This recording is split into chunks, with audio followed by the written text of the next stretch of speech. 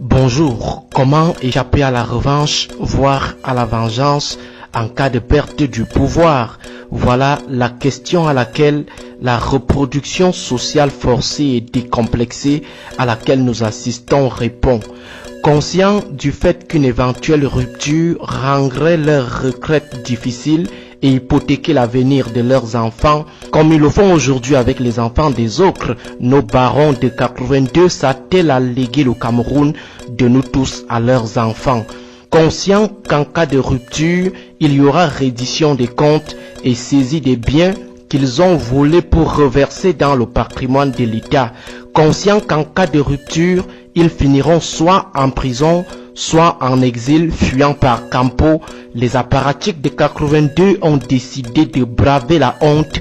Ils ont décidé d'envoyer le candidat se balader.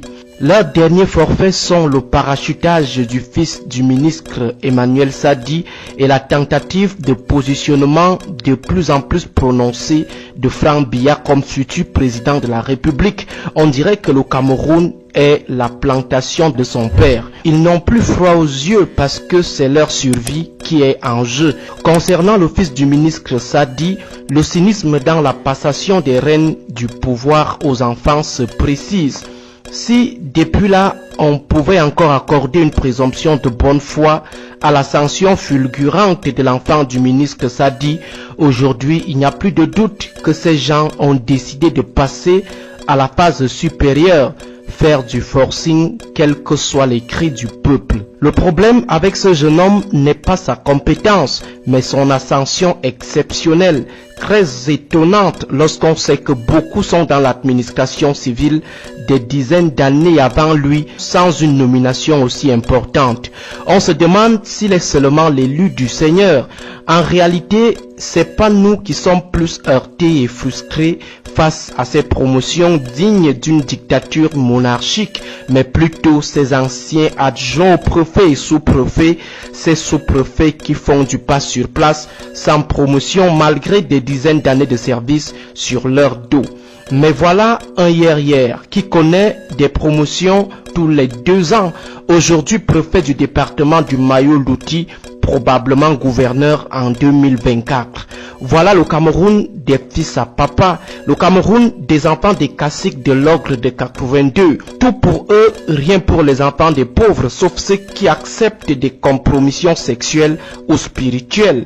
Pour ce qui est de l'autre fils à papa, Franck Biya, on est plus que curieux. Si on demande à un Camerounais quelle est la voix de ce type, il ne dira absolument rien.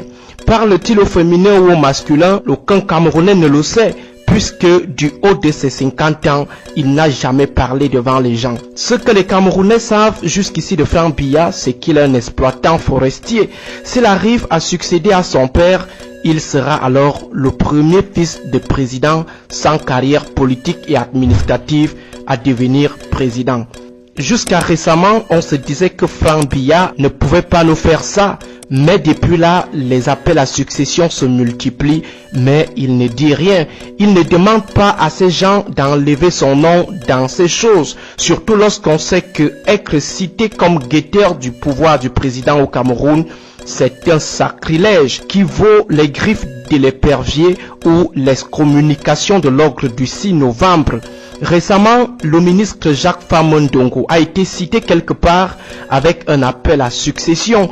Le fort en grammaire et en orthographe a vite fait de commettre un démenti pour dire qu'il ne veut pas la malchance sur lui. Mais curieusement, depuis que les appels à succession pleuvent sur Franck Biya, il ne dit absolument rien. Il sourit seulement comme ça sur les photos. Il marche seulement derrière son père comme un servant de messe, tranquille comme un moine appelé à protéger un prince. C'est le Cameroun qu'il s'apprête à léguer comme ça à la jeune génération.